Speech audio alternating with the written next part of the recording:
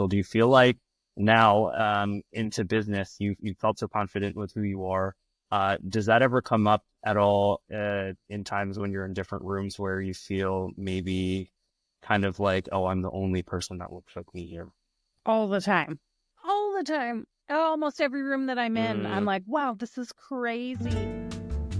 I'm Ray Liccardo, and this is Big Little Dreams, a show where we explore the extraordinary journeys of entrepreneurs who break the mold. Today, I am thrilled to introduce a true force in the world of luxury hospitality and my dear friend, Deana Steele. Dina is a visionary founder of Keys to Kelowna, a boutique luxury vacation rental agency nestled in Kelowna, Canada, a city celebrated for its world-class amenities and breathtaking landscapes. Beyond curating unforgettable stays, Dina also co-hosts alongside me and other short-term rental operators the real host of Short-Term Rentals Mastermind, a show that brings together a diverse array of operators from across the globe to share their insights and inspire each other. Her story is one of grit, persistence, and a passion for connection. From her early days from working multiple gigs to honing her craft in the competitive world of real estate, Dina has always been driven by one goal: to transform the way people experience hospitality. Whether she's hand-selecting inspiring clients, uncovering hidden gems in the market, or simply finding beauty in everyday moments, Dina's journey is a testament to the power of dreaming big and working relentlessly to make those dreams a reality. So, join me and Dina as we spill some tea and dive deep into Dina's world. Dina, welcome to the show. You've worn a lot of hats, of course, professionally, and I did see that you did some volunteer work as well. From being a president of the Kelowna Rowing Club, working on marketing fundraising at the BC SPCA, and collaborating on a few real estate development projects in your previous position, which one of these has held the most weight for you? I was working with a residential home builder, and I learned so much. I wanted that job so bad. I wanted to work for a developer. So I never just go apply for jobs. I only want to do one thing. So I applied with a couple of developers in town, and I interviewed with two. And it's funny, I always get jobs I interview for, but this one developer did not hire me. We had the most bizarre working interview, and I was like, what the hell is this person asking me to do? It was so insane. And I was like, I have no idea what's going on. What skills are being tested of me right now? I didn't get that one. And now, hindsight looking back, everyone's like, you got the job with the right person that I did get my position with. So yeah. I started in the show home, and I pretty much begged him to hire me as his assistant. I was like, let me in. I really want this. He was super hesitant. It probably took me 6 months of being super persistent, because that is the one thing I know persistence pays. And he finally hired me, and I learned so much. He was really connected in the community from a networking perspective. He belonged to the JC, and just seeing how everyone did business with each other was really interesting. He had his finger in many pies, different businesses. So he partnered with a lot of people. So I learned a lot there. And then he had me working on some of his own independent projects outside of the company as well. So I learned so much about entrepreneurship. And also, one thing I always think about is, he said to me once, he was like, I can build 10 houses or 200 in a year, and I make the same amount of money, but the stress is so insane. He's like, having all these mouths to feed. So I'm always very conscious of that when I decide to scale. Very conscious, because I don't want, I saw what he went through, and I was like, oh God, that looks scary. I don't want that. Not to say that I don't want to take a risk, but I'm just very conscious of why are you doing this? Why are you looking to grow? What is my guiding principle? Yeah. And what did you learn from that guiding principle? Do you want to continue to scale as big as him? If you do, what would you do different? It really changes for me. And I try to remember that too. Everything in your life should be, it's like a baby, and you grow up and you go through all of these different stages. Everything that I do, I realize that it's organic and it's always moving and shifting and evolving. So I'm never hard set on something. If my heart doesn't want it, my heart doesn't want it. Right now, I feel like I'm in a little bit of a flux. I feel like I've got a little bit of a 10-year itch going on, but I also don't want to make any big changes because I have put so much groundwork into the current company that I have that I want to make sure that I capitalize on that momentum and the foundation that I've built. So yeah, I don't want to be huge by any means. I don't picture myself running a large company with a bunch of people under me, but I do really value my lifestyle. I like to relax. I love my privacy, but I Yes. also kind of like the spotlight. So just Did in a flux. I feel that. I feel like I also have that 10-year itch, and it's hard to be like to not have it. But as you continue to progress with your life, sometimes you feel like you're behind. Where do you feel like you got that? Is it from kind of your upbringing, or did something recent happen? Well, in my business, yes, we face challenges in business all the time, right? Life happens. I always say life keeps lifing. Like it's never going to be easy. Yep. So get used to it. And I do embrace the changes that I'm having to face in my business because of government regulations, just kind of sweeping in as a challenge because I know I'm a survivor. I know I can do anything from my upbringing. So I don't know if that's the itch, but I do feel like, okay, well, I am kind of bouncing out of my bubble here. Maybe it is time for a little bit of a switch up, or because I have to change so many things, I can kind of snap out of my, blinders on and maybe see this as an opportunity. So I am trying to make sure that I'm keeping my eyes open for an opportunity, but not getting distracted by a shiny thing that's going to take me away from, again, the foundation that I've built. Yeah, absolutely. And we're just going to rewind a little bit about like the foundation that you built and some of the background that you have and why you even wanted to be an entrepreneur. I know the main thing for you, like you had mentioned, you've gotten a lot of success with working with the developer, right? Prior to that, did you already know you wanted to be an entrepreneur or start businesses, or was it just from him? Not at all. Actually, it was working at Starbucks. I started working at Starbucks when I was 16 or 17. I can't remember. 17. I applied 19 times. Again, that was the only job I could picture myself. Yes. I applied 19 times and finally someone called. I had little casual jobs prior to that, like little summer gigs since I was 12. Like very seasonal stuff, but this was like, I wanted this and I was still in school. And finally I got there and then I found my voice in there. I remember standing there one day and someone was screaming out someone's order and I was like, oh my God, I can't do that. That's crazy.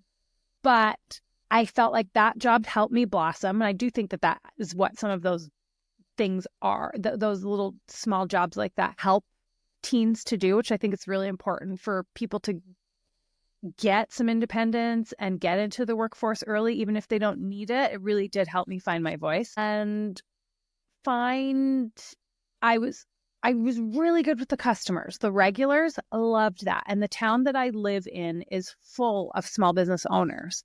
So that was my exposure. I was like, oh, wow, you guys actually all look like you have pretty nice lives. Like you can roll in here. They always had all their meetings here. They would go to the gym, then come for their 10 a.m.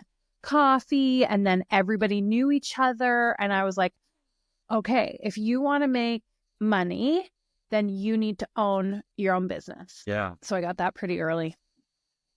That's amazing that you were able to do that from Starbucks and seeing people come in and getting inspired by the different business owners that are starting their own business. Do you feel like in kind of digging deep into one thing that's a little bit obvious, at least from my end, the main purpose of this podcast is to share stories about underrepresented stories like us who are Black, brown, right?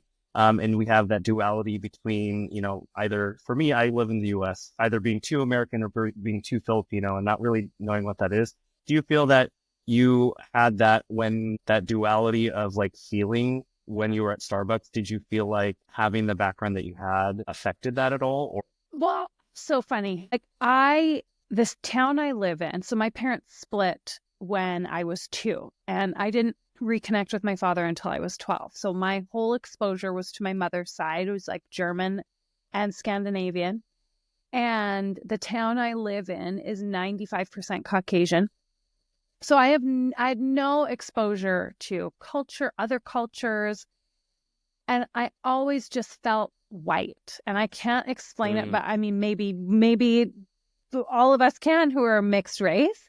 I just felt white, but nobody else saw me as that. So I always felt like my colors, the first thing that enters the room. And so I'd always felt that my entire life, which is fine. My mom always raised me. She was like, that doesn't matter what you look like or how educated somebody's always going to have an issue with it. So I always was like water off a duck's back. But yeah, no, I didn't feel like that was really anything. Like, honestly, I'm like a white girl on the inside, whatever that is. That's how I feel. Yeah, I feel that. Yeah, I mean, I honestly feel like that too. I'm full Filipino, but I grew up here in the States. So like when I go back to the Philippines, they're like, oh my gosh, you're like way too American. And I feel like sometimes that hurts my credibility in like the business setting for Filipino entrepreneurs. But, you know, there's so many things that we need to remember, that we need to take into account, that everyone's experiences are very different.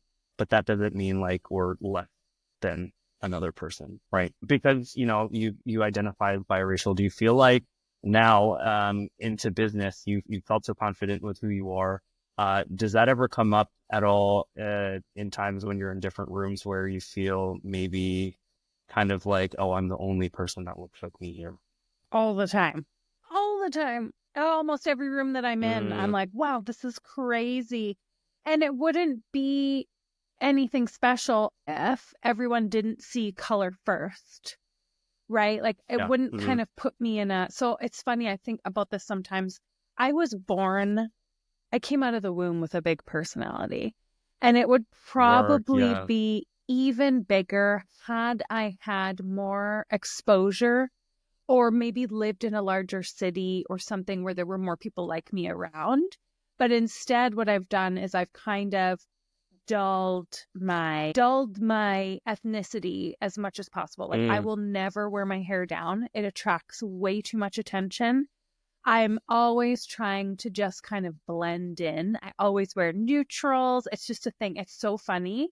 And I'm like, I feel like that is because I am so different already. I don't want to have any more attention seeking visually. So I do, but yes, I do. Yeah, it is.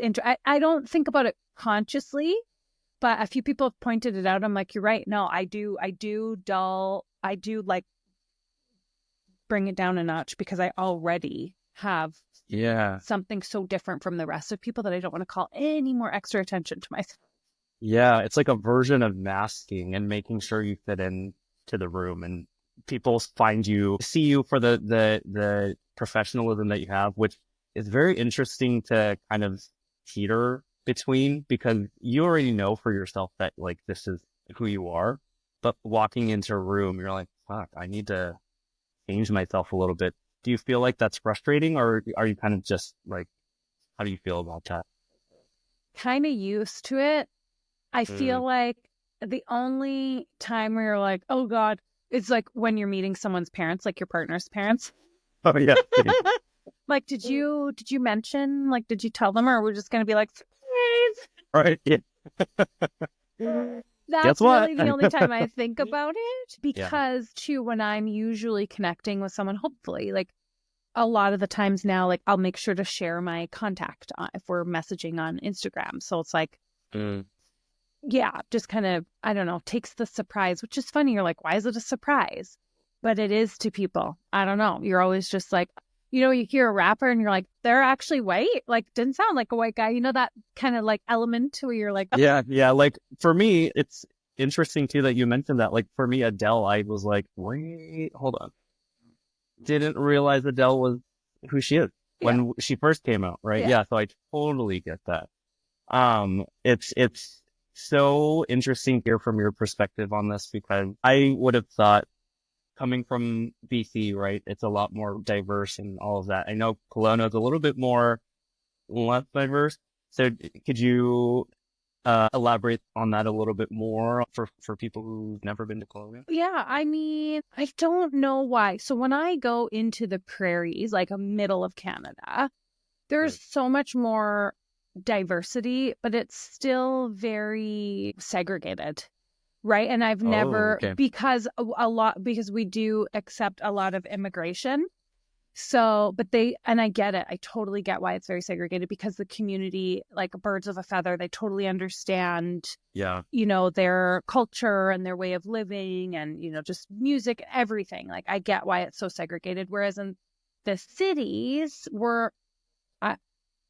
there's just more opportunity to connect with others. And then our little tiny town, it's tiny. It's like, it's now 150,000 people, but when I was here, it was like under 100,000. And people in my age demographic, literally I think it was like a 5-year spread on the census, was like 3,500 men and 3,500 women in that age demographic, like tiny. So it's just kind of, I don't know, they call it a Bible Belt. And I don't know why. I have no idea. I've been here a long time. It's just always kind of been like that. Okay. Yeah. Yeah. I'm surprised, actually, just because it's BC, and I thought maybe it's a little bit more diverse. But I do remember listening to one of your podcasts that you were on. You were saying that there's a small little dragon boat festival that happens every year. Yeah. How was that like? Well, it's not here anymore, but that's awesome. But it would bring in, again, that demographic I found with the dragon boats. We had an awesome, super diverse group here. We called ourselves the Red Hot Chili Paddlers. Yes, love it. We were, I found the dragon boat demographic that came, most of it was breast cancer awareness survival. So it was that demographic, like 45 to 55 women, white women. So it didn't really bring much culture, but the group that we had was super mixed, and it was super fun. Great group, all ages too. So. Oh, I love that. Yeah. And yeah, was that the rowing club that you were part of? No, the rowing club is separate. So the rowing is like an individual sport, which is also lovely. Yeah, super fun. And that was there was basically their group collapsed, and like their directors had all gone separate ways, and they put out a call to the community. I'd never rowed a day in my life, but I had experience with other volunteer organizations. And great way to actually build your resume. I had no idea, and gain work experience. So I started with them as their marketing director and fundraising, because I had fundraising experience to save the club. So built that up, and then really gained a ton of experience doing that, where I was able to start my own marketing agency. Naturally, people just reached out to me seeing what I was doing. I was like, oh yeah, that does work. Volunteering does build your resume, because there's less pressure when you're doing it for free, but then you gain all those skills and connections. Yeah. So yeah, that was great. But rowing's such a beautiful sport. I don't know if you've ever been like on a single by yourself. Not on the actual water. Oh, it's magic. I would love to. Magical. Yeah. The closest thing I get to rowing is I used to do cross. We did the rowing, and that's the closest thing. I would love to do it. I mean, I was watching, what is that one show on Apple TV? Lessons in Chemistry. Need to go back, but one of the scenes, she does a bunch of rowing because her late husband, or was soon to have been maybe her husband in the future, passed away, and that's what he liked to do. And I was like, wow, I need to do that. Yeah. I need to row. Yeah. And it's a great exercise. Full body, so good. Yeah. And you're at one with nature. Like usually when you go out rowing, you're first out on the water because you'd want to avoid like any chop. So you go first thing in the morning, and it's just you. And here on our lake, you have loons. So it's beautiful. Highly recommend. That's amazing. Yeah. That's amazing. Yeah. So we're going to switch gears a little bit and talk a little bit more about representation and legacy. So one question I had for you around this is, what message would you want to share with other mixed race or POC entrepreneurs who are kind of navigating the industry that you're part of in real estate, where they may not see many people who are like them? Well, it's funny. I had this young girl, like probably under 20, kind of set me straight because of where we are in our world right now, she was like, embrace it. People are all over it right now, and you can get so much work. Just embrace it. She was an actress, and I was like, oh, you're right. Good job. She was like, more and more minorities are getting bookings just because. And I kind of felt like that doesn't feel right to get it just because. But when I look at my book of my portfolio, my clients, a lot of them are people of color. And I was like, that they probably came to me because more comfortable, just more familiarity. And that doesn't bother me at all. I'll take it. I'll take it. Yeah. Yeah. So I would just say embrace it, because you know what? There's nothing you can do. Like, I literally, as a young girl, when I found out Michael Jackson could lighten his skin, I was like, you can do that? I was like, oh you my sure God, can, I want to do that. I am so grateful that I did not do that, because I do. I think my skin color is very beautiful. Do I feel comfortable in it because it walks into the room before I do? Not necessarily. But I do think, I mean, it takes all kinds to make the world turn. So you are, all of our weird quirks, different things that we do are needed. And one thing I regret is my cousin, who I met again when I was older on my dad's side. She's mixed race, but I think she's only like a quarter. But she definitely has like more, let's say, blackness than I do. And she introduced me to, like, because my hair is complicated for people in my community to cut my hair. She introduced me to like a black salon and some other cultural things and restaurants and whatever. And I was like, I wish I would have done more of that earlier. So I would say embrace it, embrace all cultures, travel. And I think the more exposure you have, the less of a anomaly you feel like. Yeah, less of an anomaly. And I would even say, like, if you are less traveled, you're less likely to have an open mind on certain things. So I have noticed that you travel a lot. So do you feel like that's played in a role into that? Yes and no. I'm still scared of like the big trips, like going to places where I'm going to be super uncomfortable. I'm a vegetarian, so I'm always like, what am I going to eat if I go there? Oh my God, yeah.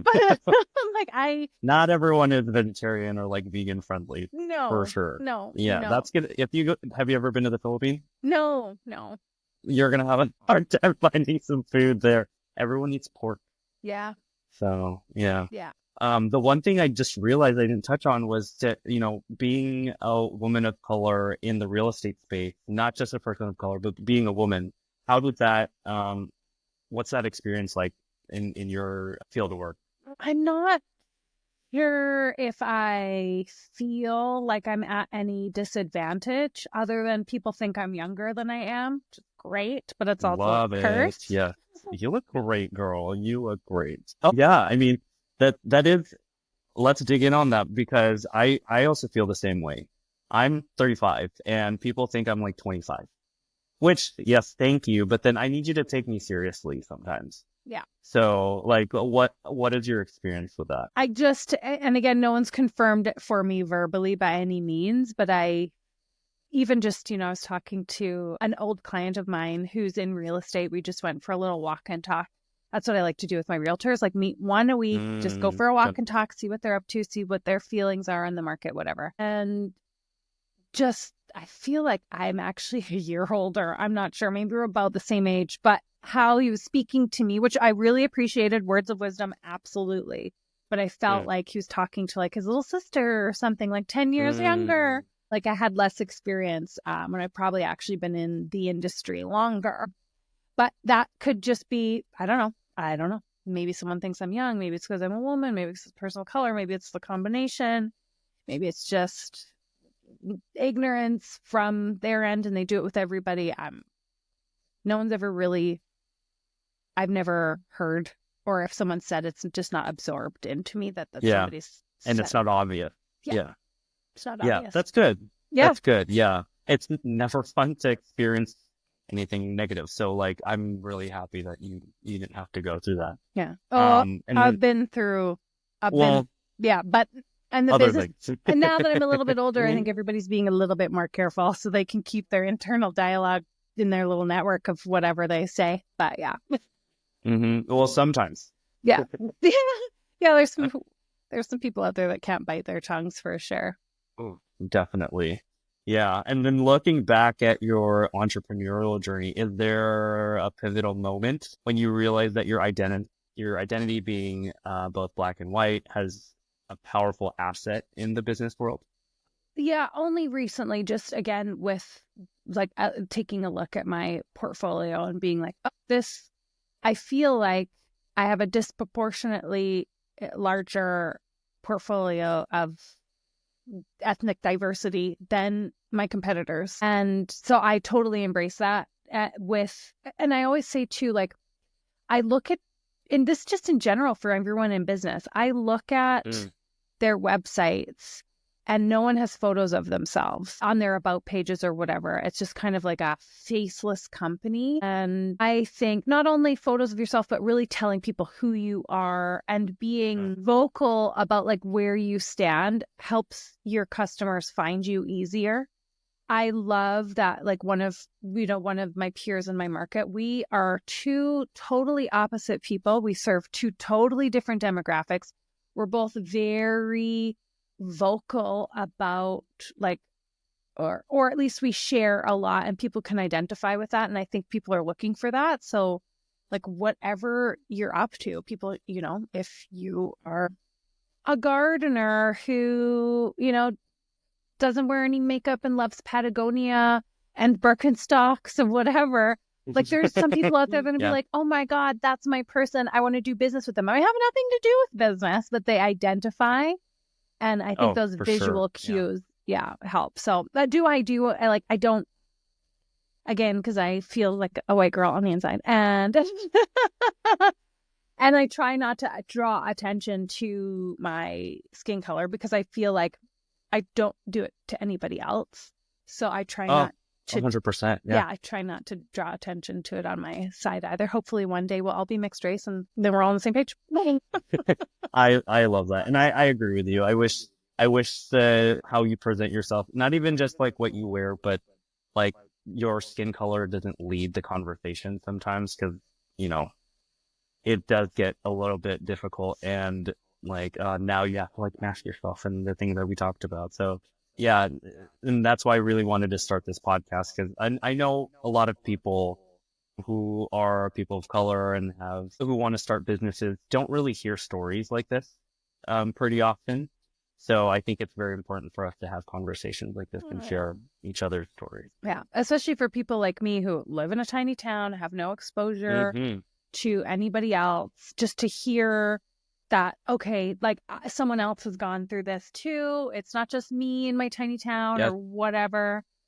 Yeah. Oh my God. So funny. Every day. Yesterday I was walking. I had to drop my car off for a repair and I was walking and all of a sudden I look up and this man's waving in the window, waving. This happens to me all the time. Again, my population in this city is like 5% mixed race. There's probably like 20 Black girls in this city. And he's waving at me and I'm like, I don't know who you are. And he opens the window. He's like, Kim. And I was like, no, not. He's like, oh, you look like Kim. I get everybody but Dina, honestly. All the other 19 ladies in the city. The other day I was wearing a golf skirt and someone was like, oh, do you know the movie Challengers with Zendaya? You look just like her. I was like, I do not. I wish I looked just like her. I do not. Yes. But also work. Yeah. Every day. It's crazy. I love that though. That's a great compliment. Yeah. Well, I was like, well, wasn't she with two guys? It's like, I was getting. That is so funny. So we're getting close to the time, but before we let you go here, I do have a segment on the show called Spill the Tea, and we prepared some tea before this. If you want to share your mug with everyone, I also have my own mug. I have a black tea because I need to wake the fuck up today. Mine's black. It's oolong. It's an oolong tea.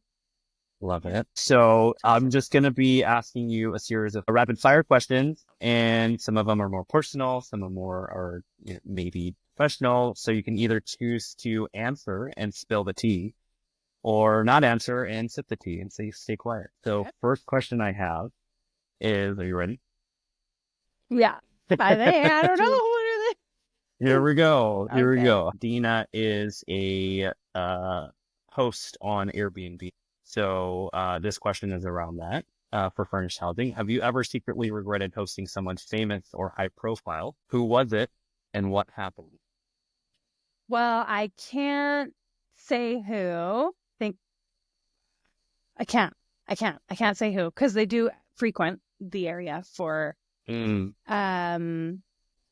I'm gonna sip the tea for Okay, you're some gonna sip half the of tea. that because you're not Okay. you can't share that Okay. person. But Yeah. okay, yeah. But hosting them, I can say it was an actor. And hosting them was actually, I would say that their assistant was more of a handful because the actor would talk to the assistant, would talk to me. We had housekeeping go in all the time, and the dogs, they brought their dogs with them, and the dogs peed everywhere every day. I was just like, isn't your assistant supposed to be walking these dogs multiple times a day? Like, why are these dogs peeing everywhere? And then, yeah, just the requests, it was like, oh, but it was worth every penny. And we replaced they were area rugs, thankfully. We just replaced them and they paid for them, no problem. And they left so many, just because this person was so influential. And they're always on the road working, that they left all of their influencer packages that were shipped to them. So it's all unopened product, boxes and boxes, like boxes. Yeah. It was amazing. We donated almost all of it to the women's shelter and the SPCA because a lot of it was for the dogs as well. I kept a few things, of course, but yeah, worth every penny, but can't say who it is. Love it. So next question, be honest. Who is the most overrated entrepreneur on Instagram that everyone else loves, but you secretly think is overhyped? Well, I don't get Tony Robbins. Does not resonate with me. I'm like, I feel like almost tapping into people's vulnerabilities, and then everyone's just a clone out there now of how he does things. And who's the other person? Grant Cardone, same personality, don't resonate with that. I'm like, calm down. There's so many, lots of little ones. I just feel like when people are so disingenuous online, you can just feel it. And everyone's doing the same thing. They're just following the same protocol. And they're like, this is what you have to do to be successful. I'm like, sorry, life says there's a spectrum of ways. I always say there's a million ways to pet a cat. Like, that's way nicer to say it. Yeah. I was like, what I've heard is skin the cat. No. Pet a cat is pet way, the cat. Yeah. Yeah. Million ways to pet a cat, kind of. Dangerous or not dangerous. Okay. Other one. You brought your first home at 19. Yes. Did you ever have a wild party phase, or were you secretly an old soul with well-organized pantries? Both. Always both. I always did the best of both worlds. Oh, Straight A student, love to party and skip class. Work, fun. Love it. Having been a co-host on the short-term rental podcast together just a few months now, what is the most annoying thing that you find about me? Annoying? I don't think there's anything annoying about you. You're a bright light, honestly. Thank you. Yeah, you're I was super like, is sweet. she going to sip the tea or is she going to spill it? No, never. No, I think, again, like we all have our unique perspective and we all run our businesses so differently. We all have different kinds of businesses. I think we're all very good at accepting each other's personalities, and I think we're all very good at understanding, like, yeah, there's a million ways to pet a cat, and we're not like, I think, because I am very strong when I deliver my opinion, but by no means do I ever think that somebody else is doing it wrong, right? I'm doing it wrong sometimes. I don't care. I don't care if you care. I hope you don't care if I care. Yeah. No, I love that. Yeah, it's almost like failing forward and not caring to fail because it can move you forward anyway. Everything's a lesson, literally. So cliche, but it truly is. It truly is. Even though you still want to take calculated risk or make calculated decisions, even if it doesn't work out, it's still an opportunity. Like my first business that I officially started was a nutritional supplement company. And I had read Tim Ferriss's 4-Hour Workweek and I was like, doing it. doing everything that he said, except he said, do not start a nutritional supplement company. But I was like, that's the only thing I can think about. I love nutrition, health, and wellness. I have a thyroid condition, and I was like, there's nothing out there for me. I have to make this product. Geez, wow. Did I ever burn through so much money? It was the hardest thing to let go of, too. I felt like all I was doing was swimming upstream. And someone said to me, they're like, you got to put this baby to bed, make a little altar, do whatever you have to do, but shut her down and like just take this as like $100,000 education. And I was like, you're right. And I always look at that like I learned a ton. I learned a ton about marketing, business, how, you know, things don't always work out. If you start it, you can't force it to work. Yeah, I think a lot of people need to know and hear that actually, because sometimes it just doesn't work. But that doesn't mean you failed as a person. So thanks for sharing that. That's very helpful. Yeah. Last question here. So Elon Musk is a target of many problematic tweets and things that he does. In 2021, you posted that you bought a Tesla. Why are you helping him? Put one of those satellites up in the air. Yeah. Why are you helping him get to the top? Oh my gosh, he's amazing. He's amazing. I'm a super fan. I read his, well, first of all, I drove a smart car for 13 years. Ooh, loved it. Yeah. And when I could not imagine paying for gas. I could not imagine putting gas in a car. After that, my gas bill was like $800 for the whole year with my smart car, like cheap. So, and Tesla at the time, I was so enamored with because they were just so forward thinking. It's good looking vehicles. They were sexy. They were luxury, which I'm always attracted to. And then I read his, it was a biography written by, was it Ashley Vance? I don't know. It was so good. It was written so well. And I was like, what a fascinating guy. And just how he built his business, bootstrap, self-funded, you know, made so many sacrifices. I was like, holy cow, this guy's so interesting. And he is interesting. He is such a character. I love characters. I love big personalities. And so I put myself down for a Tesla Model 3 because you had to put yourself on a wait list. And it was 2 years. And I said, but I really wanted on my vision board, I just have 4 things on my vision board. And one of them was the Model X because the X didn't exist at that point. So I put myself down for Model 3. And then I said, by the time I get my reservation, I'll make a decision. What ended up happening is I went and test drove the X when it came out. And if you put me in something fancy or put some, you know, I just want the best. I can't have no slack to the Model 3 or the Model Y, but the X is just like, it's a beast. She's just, I love her. Disclaimer, I do have a Tesla, so we'll no read to this. 3 times more, but I was like, I don't care. And I literally was like, okay. And there wasn't very many at the time. I was like, I need a sign. I was just driving with my partner. I was like, show me a sign that like it's time to do this. And literally I looked over and there was a white X beside me. And I was like, oh, damn. Because honestly, you wouldn't see them in the city. They just weren't around. So I thought that was cool. And then I came home and Tesla opened up a promotion for 5-day period for free supercharging for life. And I was like, oh, damn. So I messaged the team and I was like, can I have this? And they had all black, exactly what I wanted. Oh, hot. 2 weeks out. I didn't have to wait 9 months. I could get it in 2 weeks. And I was like, this is it. That's amazing. I'm getting it. But no, I'm a super fan of Musk. I'm a super fan. Huge. I don't care of his political views. We all have crazy, wacky, whatever. But he is a man that is going to, like, he's making history. And how many people out there are really doing that? You know? Well, we are right at the end of our mark here. So, Dina, thank you so much for being on the show. Thank you for sharing your story. Where can people find you? Everywhere, really. Yeah.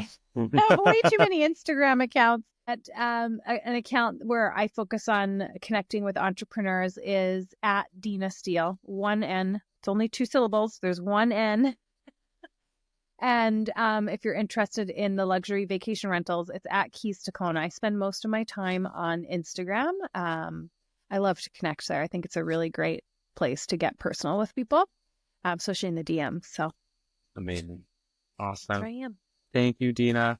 Thanks for Hopefully we having get me. to see you again soon. Hopefully on Mhm. next year when we have this whole year done with this podcast. Yeah. Done with this podcast. Yeah, good for you. I'm glad you're taking the initiative and doing it. Thank you. Yeah, it all just takes the first step, right, to be able to put things out. So